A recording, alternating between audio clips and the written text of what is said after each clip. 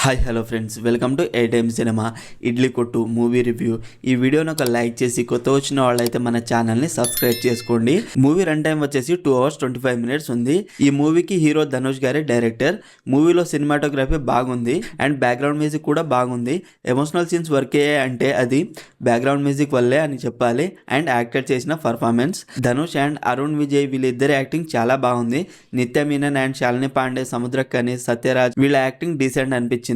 Casting బాగా set అయింది. Movie starting బాగానే స్టార్ట్ అవుతుంది, తర్వాత కొంచెం స్లోగా అనిపిస్తుంది, కొంచెం టైం పడుతుంది ఆ క్యారెక్టర్స్ని కనెక్ట్ అవ్వడానికి, తర్వాత బాగుంటుంది.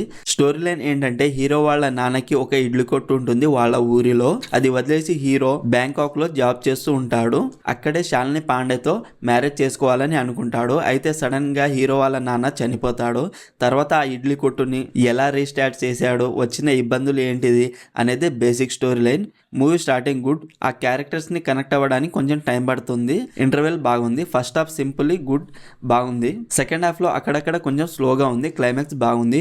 ఓవరాల్ మూవీ నాకైతే నచ్చింది, బాగుంది మూవీ. ఈ మూవీ మీకు ఎలా అనిపించిందో కామెంట్ చేయండి. Streaming on Netflix. మరిన్ని మూవీ రివ్యూల కోసం మన ఛానల్ని సబ్స్క్రైబ్ చేసి బెల్ ఐకాన్ ఆన్లో పెట్టుకోండి. Thank you.